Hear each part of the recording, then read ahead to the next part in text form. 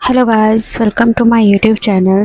आज के वीडियो में मैं डिस्कशन करेंगे कि अगर आपको किसी को भी लीगल नोटिस भेजना है तो वो आप किस तरह से आप लीगल नोटिस भेजते हैं और ज़रूरत क्यों पड़ती है, किन किन केसेस में पड़ती है, क्या फॉर्मेट रहेगा, क्या कंटेंट रहेगा। तो सबसे पहले हम टॉपिक देखिए कि सबसे पहले हमें लीगल नोटिस कैसे भेजेंगे, लीगल नोटिस होता क्या है, किन किन केसेस में लीगल नोटिस एप्लीकेबल होता है, कौन सेंड कर सकता है। कन्फ्यूज़न ये होती है अगर हम लीगल नोटिस भेजें तो क्या हमें किसी प्रोफेशनल लाइक एडवोकेट्स इनकी ज़रूरत होती है या नहीं होती है, वो भी देखेंगे। फॉर्मेट कैसा होना चाहिए, क्या कंटेंट होना चाहिए, ठीक है। डॉक्यूमेंट्स क्या लगेंगे अगर हम लीगल नोटिस भेजें, उसकी क्या कॉस्टिंग होगी और किस किस तरीक़ों से हम लीगल नोटिस भेज सकते हैं। तो काफ़ी सारी मन में कन्फ्यूजन्स रहते हैं या कुछ एक भी रहते हैं, तो आज आपकी सारी कन्फ्यूजन्स क्लियर हो जाएगी। तो वीडियो को आप एंड तक ज़रूर देखिए और फिर भी कोई भी आपको कन्फ्यूजन रहता है आप नीचे कमेंट बॉक्स में लिख सकते हैं। तो ठीक है, आइए स्टार्ट करते हैं वीडियो को। तो सबसे पहले देखते हैं लीगल नोटिस होता क्या है। देखिए, लीगल नोटिस क्या होता है, एक लीगल वार्निंग होती है जो हम सेंडर को या रिसिपेंट को देते हैं। अब सपोज दैट कोई भी सर्विस है, डेफिनेटली दो पार्टीज़ के बीच में होगा, एक सेलर होगा, एक परचेसर होगा, तो कोई भी किसी को भी भेज सकता है, ठीक है। तो एक दूसरे को क्या देने, कोई लीगल वार्निंग देनी है। तो फर्स्ट क्या होता है, लीगल नोटिस क्या चीज़ होती है, सबसे पहले हम किसी भी पार्टी को ये नोटिफाई करते हैं कि जो कोई भी डिस्प्यूट जो चल रहा है वो रिजॉल्व नहीं हुआ है जितना भी टाइम ड्यूरेशन में है, तो हम जो है कोर्ट में जो है केस फाइल करेंगे। तो लीगल नोटिस के ज़रिए इस तरह से एक इंटीमेशन भी दिया जाता है, ठीक है। मेन पर्सन लीगल नोटिस का क्या होता है, कई केसेस में क्या होती है, अपोजिट पार्टी जो दूसरी पार्टी होती है वो सीरियस नहीं लेती है मैटर को, ठीक है। बात चल रही है, हो रहा है, हो जाएगा, नहीं होगा, उनको कोई फ़र्क नहीं पड़ता, वो ये सोचते हैं ऐसा कोई एक्शन तो लिया नहीं जाएगा। बट ठीक है, लीगल नोटिस इसलिए भेजा जाता है कि हम कोई लीगल मतलब कोर्ट केस की तरफ ना जाके, एक ये तरीका होता है कि मैटर को पहले ही out of the court settlement कर लिया जाए, ठीक है। ताकि सूट फाइल अगर नहीं किया जाएगा तो ठीक है, अगर लीगल नोटिस को इग्नोर किया जाएगा तो सूट फाइल कर दिया जाएगा, ठीक है। तो एक एग्जाम्पल के ज़रिए अब हम देखते हैं इसको, ठीक है। अब नेक्स्ट है कि लीगल नोटिस में क्या कई सारी सिचुएशंस होती है, ठीक है। सबसे पहले लॉ सूट, कि व्हेन एक पार्टी अगर दूसरी पार्टी के खिलाफ एक लॉ सूट फाइल करना चाहती है तो वो उसको पहले इन्फॉर्म कर रही है कि ठीक है, अगर इस मैटर को आप सॉल्व नहीं करते तो हम आपके खिलाफ जो है एक्शन लेंगे। उसके बाद है डेप्ट कलेक्शन, कोई आपका डेप्ट है, आपको पेमेंट आनी है, किसी चीज़ की कलेक्शन होनी है, ठीक है, वो नहीं हो रही है, तो जो क्रेडिटर्स होगा वो एक लीगल नोटिस भेज सकता है कि ठीक है, आप जो है डिमांड जो भी पेमेंट है वो कीजिए, अदरवाइज आपके खिलाफ लीगल एक्शन लिया जाएगा। टर्मिनेशन ऑफ कॉन्ट्रैक्ट, अगर कोई पार्टी है किसी कॉन्ट्रैक्ट को टर्मिनेट मतलब बंद करना चाहती है तो उससे पहले भी वो जो है एक लीगल नोटिस भेजेगी जिसमें वो बताएगी कि इस रीजंस की वजह से जो है टर्मिनेट किया जा रहा है कॉन्ट्रैक्ट को, ठीक है। नेक्स्ट क्या केस हो सकता है, इविक्शन, लैंडलॉर्ड है, इविक्शन केसेस तो वही कि प्रॉपर्टी खाली कीजिए। तो इविक्शन के केस में भी जो लैंडलॉर्ड है या कोई गवर्नमेंट डिपार्टमेंट है या कोई भी एक नोटिस भेज के बताया जा रहा है कि आप इसको खाली कीजिए, अदरवाइज़ आपके अगेंस्ट में लीगल जो फॉर्मेलिटीज़ है वो की जाएगी, मीन सूट वगैरह फाइल किया जाएगा। सूट इन तो केस को कहा जाता है सूट, ठीक है। नेक्स्ट है intellectual property issue. Intellectual property क्या होती है, आपके जो trademark, patents, copyright, GI tags होते हैं, ये आपकी इंटेलेक्चुअल प्रॉपर्टीज़ होती हैं। इसमें भी इश्यूज़ क्या आते हैं, कई बार अब सेम हम यूज़ कर रहे होते हैं, कोई पार्टी सेम किसी का यूज़ कर रही होती है, ठीक है। आपने कई सारे देखे होंगे, सिमिलर दिख रहे होते हैं ब्रांड्स देखने में, उनका लुक सेम होता है, पढ़ने में सेम होता है, तो वो चीज़ का होता है, वो आता है हमारा इंटेलेक्चुअल प्रॉपर्टी यूज़ में। आप किसी का फॉर्मुलेशन सेम यूज़ कर रहे हैं, ठीक है। तो इसमें क्या होता है, इंटेलेक्चुअल प्रॉपर्टी इशू होता है। इंटेलेक्चुअल प्रॉपर्टी में कहते हैं इन्फ्रिंजमेंट का केस जाता है। तो सबसे पहले क्या लीगल नोटिस दिया जाता है कि बताया जाता है कि आप हमारा सेम ब्रांड यूज़ कर रहे हैं, हमें ये प्रॉब्लम है, आप इसको बंद कीजिए। लीगल नोटिस में इस तरह की चीज़ें लिखी जाती है। फिर भी वो पार्टी नहीं मानती तो ठीक है, फिर उस केस को जो है उस लीगल नोटिस को एक कोर्ट तक लेके जाया जाता है, कोर्ट में जाके एक सूट फाइल किया जाता है। तो उस लीगल नोटिस में टाइम भी दिया जाता है कि ठीक है, हम आपको 15 डेज़ दे रहे हैं, 30 डेज़ दे रहे हैं, आप इस मैटर को सॉल्व कीजिए, ये चीज़ें। कंप्लायंस इशू भी होते हैं, कुछ कंपनी के रेगुलेटरी कंप्लायंस होते हैं, बिजनेस माइट्स होते हैं, कई बार लीगल नोटिस को डिपार्टमेंट भी सेंड करता है, ठीक है। कोई भी हार्ड एक्शन लेने से पहले क्या कहते हैं, लीगल नोटिस भेजा जाता है, सामने वाली पार्टी को इन्फॉर्म किया जाता है कि आपके खिलाफ ये प्रॉब्लम है, आप इसको सॉल्व कीजिए, अदरवाइज़ हम इसमें कोर्ट में केस जाके फाइल करेंगे। तो मेन चीज़ यही होती है। आपने कभी देखा भी होगा, इनकम टैक्स डिपार्टमेंट की तरफ से नोटिस आ रहा है, तो वो क्या होता है, वो एक नोटिस होता है, एक लीगल नोटिस होता है। आप उसी समय जाके मैटर को सॉल्व कर दीजिए तो वो चीज़ आगे नहीं बढ़ेगी। तो ये चीज़ है। तो कोर्ट में जाने से तो बेहतर ये है कि लीगल नोटिस को आप सही से लीजिए, उसको चेक कीजिए। नेक्स्ट है फैमिली लॉ मैटर। कई बार क्या होता है इन डाइवोर्स कस्टडी केस में सबसे लीगल नोटिस क्या होता है, नेसेसरी होता है एक दूसरी पार्टी को नोटिफाई करने के लिए। तो ऐसा ज़रूरी नहीं है कि लीगल नोटिस हमेशा कोर्ट के ज़रिए ही आएगा, ठीक है। ये इनिशियली लेवल पे भी भेज सकते हैं बिना कोर्ट को बताए भी कि जी हमें ये प्रॉब्लम है आपसे, आप इसका सॉल्यूशन कीजिए। अब क्या है, हो कैन सेंड लीगल, ठीक है। तो ये सारी चीज़ें थी कि लीगल नोटिस किस किस केस में भेजा जाता है, क्यों भेजा जाता है, क्या ज़रूरत है। ज़रूरी नहीं है कि लीगल नोटिस का मतलब कि केस फाइल करना ही है, ठीक है। तो अभी हम ये देखेंगे कौन जो है वो लीगल नोटिस को सेंड कर सकता है, क्या क्या किस किस केस में जो है लीगल नोटिस को सेंड किया जाएगा। तो ये सारी चीज़ों को अभी हम देखेंगे। काफ़ी चीज़ें हमने देख ली है। तो सबसे पहले कौन लीगल नोटिस सेंड कर सकता है, उसके बाद है सबसे पहले इंडिविजुअल। एक इंडिविजुअल पर्सन खुद भी एक लीगल नोटिस भेज सकता है, ठीक है। कॉन्ट्रैक्ट अगर कुछ किसी भी चीज़ को बिजनेस कर रहा है, कोई कॉन्ट्रैक्ट ब्रीच हो रहा है, कोई क्लेम कर रहा है, तो वो लीगल नोटिस भेज सकता है। सेकंड कौन है, इस बारे में डिटेल में बात करेंगे। इंडिविजुअल्स कैसे भेजेगा, ये क्वेश्चन भी आपके मन में ज़रूर आ रहा होगा। नेक्स्ट देते हैं लॉयर्स एंड अटॉर्नी। जो लॉयर्स होते हैं, अटॉर्नीज होते हैं, वो तो ठीक है प्रोफेशनल है, they can draft and sign and send the legal notice. But एक चीज़ इंश्योर करनी होती है, वो इस बात का भी ध्यान रखती है कि जो लैंग्वेज होती है वो रीडेबल होनी चाहिए, ठीक है। फॉर्मेट कंप्लाई विद जो जो आपके प्रोफेशनल्स होते हैं वो ध्यान रखते हैं कि फॉर्मेट प्रॉपर हो, ठीक है। लीगल रिक्वायरमेंट जो भी पूरी हो, मतलब जब लीगल नोटिस रेडी किया जाता है तो उसमें सारे टर्म्स एंड कंडीशन भी लिखे जाते हैं कि आप आइए, इस तरह से डिस्कशन हुई है, ये प्रॉब्लम है, अगर आप इस चीज़ का सॉल्यूशन नहीं करेंगे तो हम ये चीज़ें आगे करेंगे। नेक्स्ट है कंपनीज एंड कॉरपोरेशन। जो कई बार बिजनेस खुद भी लीगल नोटिस भेज सकता है, खुद भी, ऐसा ज़रूरी नहीं कि वो किसी प्रोफेशनल को हायर करे, वो खुद भी भेज सकते हैं किसी भी मैटर में। कई बार क्या होता है बीच ऑफ कॉन्ट्रैक्ट होता है, पेमेंट नहीं आ रही है, कोई कंप्लायंस फील नहीं हो रही है, तो उसके केस में कंपनीज और कॉरपोरेशन भी भेज सकते हैं। लैंडलॉर्ड भी लीगल नोटिस भेज सकता है। लैंडलॉर्ड में से बेसिकली किनको भेजते हैं, अपने आपके जो टेनेंट्स होते हैं उनको, सपोज रेंट नहीं आ रहा है या कोई वायलेशन हो रहा है, प्रॉपर्टी को नुकसान कर रहे हैं, तो लीगल नोटिस भेज सकते हैं। क्रेडिटर्स भी अपने लीगल नोटिस भेज सकते हैं डेटर्स को कि आप पेमेंट्स कीजिए। इसमें क्या लिखा हुआ है ध्यान से देखिए, इनिशियल कलेक्शन एक्शन, आप पेमेंट कीजिए अदरवाइज आपके अगेंस्ट में कलेक्शन एक्शंस को लिए जाएंगे। गवर्नमेंट एजेंसीज, रेगुलेटरी बॉडीज़ होती है, वो भी लीगल नोटिस खुद भेज सकती है। ज़रूरी नहीं है कि वो किसी प्रोफेशनल को ही हायर करे। कभी भी आप देखेंगे मोस्टली क्या होता है, जीएसटी डिपार्टमेंट, इनकम डिपार्टमेंट और एमसीडी, इनके नोटिस काफ़ी फेमस होते हैं। तो ये लोग किसी प्रोफेशनल को हायर नहीं करते, खुद भेजते हैं, ठीक है। तो ऐसा ज़रूरी नहीं है कि आप एडवोकेट्स को हायर करें, बट हाँ अगर आप चाहते हैं कि प्रॉपर, अब मेन चीज़ क्या, आप खुद बना के भेज देंगे तो सामने वाली पार्टी कई बार ईजी उसको नहीं लेती, उसको छोड़ो ना, क्या है कुछ भी नहीं, वो उसको इतना इम्पॉर्टेंस नहीं देती है। तो बेस्ट तो यही होता है कि आप किसी प्रोफेशनल के ज़रिए ही भेजें। अगर कोई इंडिविजुअल है या प्रोप्राइटरशिप फॉर्म है तो क्या है कि उसको सामने वाले पार्टी उसको सीरियस लेगी ही फर्स्ट टाइम में ही। तो इसके लिए भी अगर आपको हेल्प चाहिए या किसको इस तरह का इशू आ रहा है तो आप हमें कमेंट बॉक्स में लिख सकते हैं, और कॉन्टैक्ट डिटेल्स, मेल्स वगैरह आपको डिस्क्रिप्शन बॉक्स मिल जाएगा, आप वहाँ भेज सकते हैं। तो सिंपली आप इस चीज़ के लिए भी हमारी हेल्प ले सकते हैं। आपको इनिशियल बेस पे कुछ भी कन्फ्यूज़न है, कुछ डिस्कशन करना है, तो उसके लिए आप हमारी टीम से डिस्कस कर सकते हैं।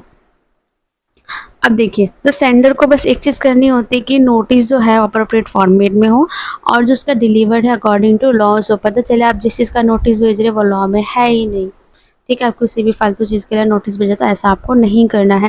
तो इसीलिए कहते हैं आप किसी प्रोफेशनल की हेल्प लीजिए, ताकि आपका जो काम फर्स्ट टाइम में इजीली हो जाए, आपका टाइम सेव हो सके। देखिए एक चीज़ होती है, या तो आपका टाइम सेव होगा या तो मनी सेव होगा। अगर आप मनी लगाएंगे तो आपका टाइम सेव होगा, तो ये डिसीजन आपका होता है। क्योंकि सीधी सी बात है, सबसे पहला लीगल नोटिस भेजने से पहले भी डेफिनेटली आप बात तो कर ही चुके होंगे, प्रॉब्लम सॉल्व नहीं होगी, तभी तो आप सोच रहे हैं कि आप लीगल एक नोटिस के थ्रू जो आपको नोटिस करें। तो इसके लिए बेस्ट है कि आप किसी प्रोफेशनल की हेल्प ज़रूर लें। नेक्स्ट है documents required for drafting a legal notice. अब डॉक्यूमेंट्स क्या चाहिए होते हैं लीगल नोटिस को ड्राफ्ट करने के लिए, तो सबसे पहले क्या चाहिए, पार्टीज़ की डिटेल्स चाहिए, जिसको आपने नोटिस भेजना है उनका full name, address, contact information आपके पास होना चाहिए, नहीं तो आप नोटिस भेजेंगे कैसे। अगर आपके पास एड्रेस नहीं होगा तो आप कैसे भेजेंगे, आपके पास कॉन्टैक्ट नंबर नहीं होगा तो आप कैसे भेजेंगे, क्योंकि आज के टाइम में थ्रू व्हाट्सएप भी एप्लीकेबल होता है, मेल आईडी पे भी एप्लीकेबल होता है, तो आपके पास ये डिटेल्स तो होनी चाहिए। उसके बाद है रेलिवेंट कॉन्ट्रैक्ट एग्रीमेंट, जिस भी रीज़न से आपको लीगल नोटिस भेजना पड़ रहा है, कुछ तो प्रॉब्लम हुई होगी डेफिनेटली, तभी आपको लीगल नोटिस भेजना पड़ रहा है। तो उस चीज़ का भी आपके पास रेलिवेंट डिटेल्स होनी चाहिए कि आप किस पर्पज़ से जो है नोटिस को ठीक है। नेक्स्ट आपका होता है कॉरेस्पॉन्डेंस रिकॉर्ड्स, मीन्स आप कुछ भी कम्युनिकेशन के लिए आपके पास ईमेल आईडी, लेटर्स, मैसेज कुछ तो होना चाहिए, तो आपको उसका डिटेल्स भी रखना है। लाइक दैट आप उनको ईमेल भेज रहे तो आपने मेल तो कर दिया, पर आपको खुद से जो आपने मेल भेजी उसको भी आपको संभाल के रखना होता है। तो ये रिकॉर्ड्स आपको संभाल के रखने होंगे। सपोज दैट आप बाय पोस्ट भेज रहे हैं तो पोस्ट आप हमेशा स्पीड पोस्ट कीजिए। इसके बारे में भी आगे हम डिटेल में डिस्कशन ज़रूर करेंगे। तो बाय पोस्ट भी अगर आप भेजेंगे तो उसके लिए भी आपको उसकी डिटेल रखनी पड़ेगी। आई नो कि वीडियो काफ़ी लॉन्ग हो रही है, बट आपके लिए बहुत ज़्यादा इन्फॉर्मेटिव रहने वाले है, तो इसको ज़रूर पूरा ध्यान से देखिए। उसके बाद है evidence in claim document support, जो भी है जिस भी तरीके से आप भेजेंगे। तो डेफिनेटली अगर आप बिजनेस है, कोई इन्वॉइस है तो इन्वॉइस आप संभाल के रखिए, रिसिप्ट संभाल के रखिए, फोटोग्राफ संभाल के रखिए। ये आपके एविडेंस के टाइम पे आपके वर्क आएंगे। इन केस सपोज दैट आपके नोटिस भेजने से वो नहीं वर्क करते तो डेफिनेटली आप कोर्ट जाएंगे, तो वहाँ पे तो आपका एविडेंस से इस पे एविडेंस तो लगेंगे ही। तो इस चीज़ का आपको ध्यान रखना है। उसके बाद है लीगल ग्राउंड्स, तो डेफिनेटली आपको लीगल ग्राउंड्स का ध्यान रखना है कि आप कौन से ग्राउंड्स के अंडर में, लीगल फॉर्मेलिटीज़ के अंडर में आप ये नोटिस भेज रहे हैं। तो इसके लिए बेस्ट है कि आप खुद भी थोड़ा स्टडी कीजिए और आप किसी प्रोफेशनल की भी हेल्प ले सकते हैं, और आपको लेनी चाहिए अगर आपकी जो चीज़ है वो काफ़ी ज़्यादा टैक्टिक्स में है तो। ठीक है। टाइम लाइन ऑफ इवेंट, तो कई बार क्या होता है, देखिए आपको अपने नोटिस में क्लियर करना होगा कि आप कितना टाइम दे रहे हैं नोटिस सर्व होने के बाद। सपोज दैट आज आपका नोटिस उनके पास पहुंच रहा है, तो आप उसके बाद आप उनको उसमें नोटिस में आप टाइम लिखिए कि उनको with in 15 days, with in 1 month, with in 2 month के अंदर में उनको रिप्लाई उस चीज़ का देना है। ठीक है। अगर वो नहीं देते तो आप फर्दर उसके उस दिन के बाद आप एक फर्दर एक्शन ज़रूर लेंगे। तो ये चीज़ आपको रखना है ध्यान से। स्पेसिफिक डिमांड एंड एक्शन, आपको अपने नोटिस में ये भी ज़रूर लिखना आप चाहते क्या है। आपने नोटिस भेजा है, आपको रिकवरी करनी है, तो कितने अमाउंट की रिकवरी करनी है, आपको रिकवरी कैसे चाहते हैं। सपोज आपको 1 लाख की रिकवरी करनी है, आपके लिए उसके लिए नोटिस भेजा है, तो आपने लिख तो दिया 1 लाख की रिकवरी, तो आप प्लस उस पर वो भी डिटेल्स लिखिए कि आपको उस 1 लाख की रिकवरी आप चाहते कैसे हैं। आपको बाय कैश चाहिए, आपको अकाउंट में चाहिए, तो आप अकाउंट में अकाउंट डिटेल उस पर डाल दीजिए। इस चीज़ का भी आपको ध्यान रखना है। ऐसे बहुत सारे पॉइंट्स होते हैं जिनका ध्यान रखना होता है। तो बेस्ट ये है कि आप किसी प्रोफेशनल से हेल्प ज़रूर लें और ख़ुद से भी पहले अपने केस को स्टडी करें, क्योंकि सबसे पहले आप हैं उस चीज़ को देखने के लिए। लीगल फॉर्मेलिटीज़ के लिए तो ठीक है आपको प्रोफेशनल हायर हो जाएंगी, बट आप उस चीज़ को सही से उनको सामने प्रेजेंट भी करिए। ठीक है। सारे बिल्स, रिसिप्ट, एवरीथिंग आप कलेक्ट करके रखिए ताकि आपका काम जल्दी हो और बहुत अच्छे तरीके से हो। और सबसे पहले आपको डॉक्यूमेंट इस वे में ऑर्गेनाइज करनी है कि लीगल नोटिस क्लियर हो, मतलब वो ज़्यादा हौच पौच ना हो, अनक्लियर चीज़ें ना हो, चीज़ें इजीली दिखे। और सबसे पहले लीगल नोटिस जितना छोटा होता है उतना ही इफेक्टिव होता है। ठीक है। क्योंकि कोई भी चीज़ें आप कुछ भी देखिए, लीगल पेपर क्या होता है, बंडल बनते जाते हैं। ठीक है। तो जितना वो कॉम्प्रिहेंसिव होगा उतना ही बेहतर होगा। इसके लिए आप कंसल्टिंग ज़रूर लीजिए। ठीक है। ताकि वो आपको क्या है, प्रॉपर गाइडेंस दे पाएंगे। ठीक है। तो इस चीज़ का आपको ध्यान रखना है। नेक्स्ट आप देखिए कॉस्ट कितनी आएगी। अब आप सोचेंगे कि आपको लीगल नोटिस भेजने में कितनी कॉस्ट आएगी, तो सबसे पहले देखिए लीगल फीस होती है। अगर आप एडवोकेट हायर करते हैं, ठीक है, तो डिपेंड करता है उनकी फ़ीस कितनी है। ठीक है। तो इस चीज़ का आपको ध्यान रखना है कि उनकी फ़ीस कितनी है, और ये फ़ीस आपकी उस पर भी डिपेंड करता है कि आपका जो मैटर वो कितना कॉम्प्लेक्स है। ठीक है। कितनी उसमें प्रॉब्लम है, कितनी उसमें टेक्निकलिटीज़ है, तो उस चीज़ पे डिपेंड करता है। प्लस आप किस प्रोफेशनल को हायर कर रहे हैं। देखिए हर एक प्रोफेशनल का अपना दायरा है, अपनी उनकी फीस स्ट्रक्चर होती है, डिपेंड उन पे करता है। ठीक है। कितना वो एक्सपीरियंस है, इस चीज़ पे ध्यान होता है। तो वही आप बात कीजिए, आप उनसे राय लीजिए, आपको लगता है तो आप उनसे नोटिस करवाइए। ठीक है। नेक्स्ट है फाइलिंग फ़ीस। तो देखिए फाइलिंग फ़ीस तो नोटिस में कुछ भी नहीं होती है। ठीक है। क्योंकि नोटिस जस्ट आपको सामने वाली पार्टीज़ को भेजा है। बट हाँ, अगर आपको कोर्ट में केस फाइल करना है तो उसकी फाइलिंग फीस डिपेंड करती है अब कितना अमाउंट है। सपोज अगर कोई अमाउंट है तो उस अमाउंट कितना आपको रिकवर करना है, देखिए उस पर डिपेंड करती है।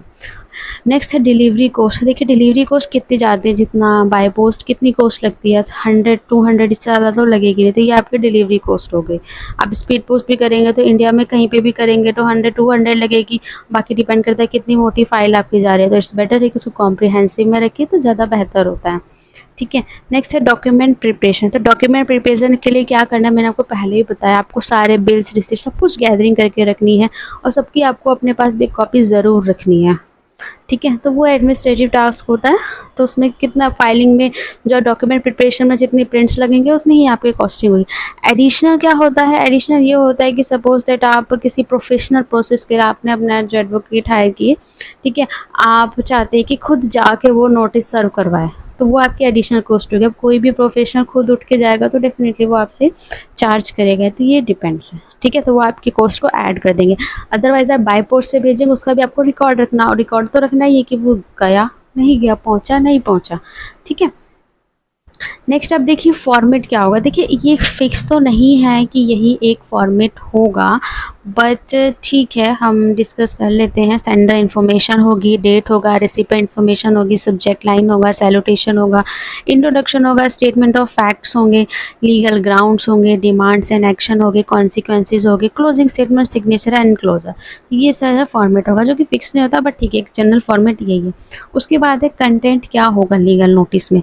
तो सबसे पहले हेडिंग होगी, कौन सी पार्टीज इन्वॉल्व है, इंट्रोडक्शन, स्टेटमेंट ऑफ फैक्ट्स, क्या चीज़ हो रही है, legal ground, demand and action, consequences, non compliance. इसके बारे में डिटेल्स में एक न्यू वीडियो में मैं डिस्कशन कर दूंगी। अभी वीडियो ज़्यादा लंबी ना हो, आपको मुझे कॉम्प्रिहेंसिव इन्फॉर्मेशन देनी है शॉर्ट में, इसकी डिटेल वीडियो आप नेक्स्ट में देख लीजिएगा। कॉन्टैक्ट इन्फॉर्मेशन, सिग्नेचर होंगे, तो ये चीज़ है। उसके बाद है, अब अभी बात की थी कि आप किस किस वे में अपने नोटिस को भेजेंगे। तो सबसे पहले क्या होगा, आप रजिस्टर्ड मेल के ज़रिए भेजेंगे या सर्टिफाइड मेल के ज़रिए। क्यों? क्योंकि अगर आप रजिस्टर्ड मेल के ज़रिए भेजेंगे तो आप उसका डेटा रख सकते हैं।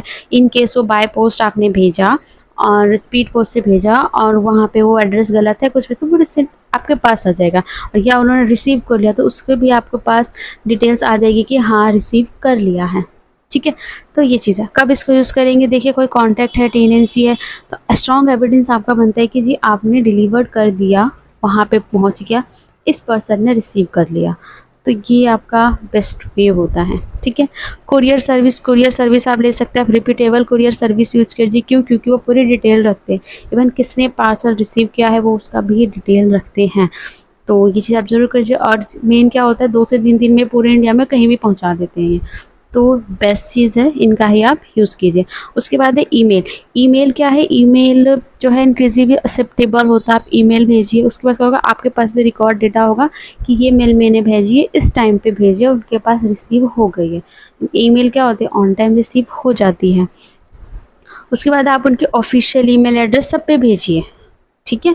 तो उससे क्या होगा, प्रॉपर आपके पास भी डेटा रहेगा। कब यूज़ करेंगे, जो कई बार होता है बिजनेस डीलिंग्स होती है, बिजनेस डीलिंग्स में जब आप डील करते हैं उस समय भी मेल यूज़ होती है, तो जब आप नोटिस भेजें तो आप भी उसी मेल पर भेजिए, ठीक है।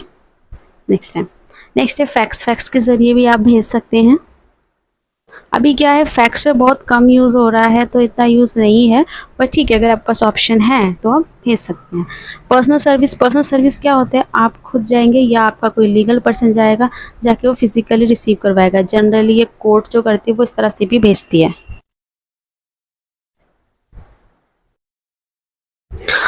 तो पर्सनल सर्विस ये होती है कि खुद जाके उसको सर्व किया जाएगा, आप एक प्रोसेस सर्वर हायर करेंगे, वो भेजा जाएगा। जनरली कोर्ट जब भेजती है कोई भी नोटिस तो वो इसी तरह से भी भेजती है, ठीक है, ताकि जो है डिटेल पता लग सके कि सामने वाले पर्सन रिसीव किया नहीं किया, किसने किया, तो इस चीज़ का है। पब्लिक नोटिस, ये चीज़ आप न्यूज़पेपर और गैजेट में भी आ जाती है। इन केस रेसिपेंट अनरीचेबल है, ठीक है, वो नहीं मिल रहा है, तो उस केस में क्या कहते हैं, पब्लिक नोटिस में डाल दिया जाता है कि जी हमने भेजा था, और प्रोसेस को आगे बढ़ा दिया जाता है। Legal council. लीगल काउंसिल को हम क्यों हायर कर रहे हैं, क्यों इसलिए हायर करना चाहिए, कई बार जो इश्यूज़ होते हैं, डेफिनेटली इश्यूज़ है तो कई बार वो कॉम्प्लेक्स भी होते हैं, बहुत ज़्यादा कंफ्यूजिंग होते हैं, काफ़ी सारी चीज़ें होती है, तो इस चीज़ के लिए लीगल काउंसिल को हम हायर करते हैं, आपको हायर करना चाहिए। नेक्स्ट है कोर्ट सैंक्शन डिलीवरी। कई बार जो कोर्ट सैंक्शन, जो मैं कोर्ट की बात करती हूँ, वो कोर्ट भी जो है जो नोटिस को भेजता है। नेक्स्ट है इलेक्ट्रॉनिक प्लेटफॉर्म। इलेक्ट्रॉनिक प्लेटफॉर्म के ज़रिए क्या होता है, मेल हो गया, व्हाट्सएप पे भी आजकल भेजा जाता है, तो ये हो गया आपका इलेक्ट्रिक प्लेटफॉर्म, क्योंकि इसका क्या है, रिकॉर्ड आप हमेशा के लिए रख सकते हैं कि हमने भेजा था और वो गया। उसके बाद एक की कंसिडरेशन, कि जो ये कितने भी, हमेशा आपको ध्यान रखना है ये चीज़, हम इतने सारे तरीके क्यों हैं, ताकि कंफर्मेशन हो सके कि डिलीवरी गई कि नहीं गई, इस चीज़ है। ओके, तो किस किस तरह से भेजा जा सकता है नोटिस, वो हमने देख लिया। अब हम देखते हैं क्या कोई पार्टी लीगल नोटिस को इग्नोर कर सकती है। तो देखिए इग्नोर करना तो नहीं चाहिए, बट अगर कर रहे हो तो क्या क्या कॉन्सिक्वेंसेज हो सकती है। देखिए सबसे पहले तो एक अपॉर्चुनिटी उनकी मिस हो जाती है डिस्प्यूट को out of the court settle करने के लिए। प्लस इनिशियल लेवल पे देखिए, इनिशियल लेवल पे आप नोटिस को देख लेंगे और उसको इग्नोर कर देंगे तो आप उसी समय जो आपके पास अपॉर्चुनिटी होती है कि ठीक है लीगल केसेस में ना फंस के उस डिस्प्यूट को ख़त्म कर दिया जाए, तो वो ऑप्शन तो आपके हाथ से चला जाएगा। ठीक है, तो इस चीज़ का आपको ध्यान रखना है। इनिशियल लेवल पे जो आप नोटिस को जब आपने रिसीव कर लिया तो आप उसको देख लीजिए। कोर्ट एक्शन का रिस्क होता है, अगर आप नहीं रिसीव करेंगे तो कोर्ट वन पार्टी की बात मान के जो है डिसीज़न ले लेगा। एडवर्स लीगल एड का नेगेटिव इंप्रेशन पड़ेगा और मे बी आपका लॉस भी हो जाए। रिस्क होता है डिफ़ॉल्ट जजमेंट का, वही जो मैंने कहा कि आपके अगेंस्ट में जजमेंट जा सकता है और जो फर्स्ट पार्टी वो अपने केस को जीत जाएगी। नेगोशिएशन पावर पे इम्पैक्ट पड़ता है, अगर आप उस समय नहीं जाएंगे तो नेगोशिएशन भी मुश्किल हो जाता है। फर्दर लीगल कॉस्टिंग, डेफिनेटली आप जितना देर करेंगे उतना ही जो आपकी लिटिगेशन कॉस्ट बढ़ जाएगी, क्योंकि आप काफ़ी टाइम बाद जाके किसी प्रोफेशनल को हायर करेंगे तो डेफिनेटली काम बढ़ जाएगा, ईजी नहीं होगा। फिर आपके बिहाफ पे आपको कोर्ट में प्रेजेंट करना इतना ईजी नहीं होगा, तो आपकी लिटिगेशन कॉस्ट बढ़ जाएगी, लीगल कॉस्ट बढ़ जाएगी और चांसेस है कि आपके ऊपर कुछ पेनल्टीज़ भी लगे और स्टैट्यूटरी कॉन्ट्रैक्ट ऑब्लिगेशंस भी आपके ऊपर लग सकते हैं। व्हाट डू से इग्नोरिंग, तो व्हाट टू डू, आप इग्नोर करने के बजाय आप रिसीव कीजिए। ठीक है, किसी प्रोफेशनल से आप कंसल्ट कीजिए लॉयर से कि क्या करना चाहिए, और प्लस जो भी रिस्पॉन्ड देना चाहिए उस समय आप दीजिए। आप अपने साइड की बात भी ज़रूर कहिए कि जो भी आपके पास नोटिस आया है वो तो उनकी कहानी थी, तो आप अपनी बात भी ज़रूर कोर्ट के सामने रखिए, वो ज़्यादा बेस्ट होता है।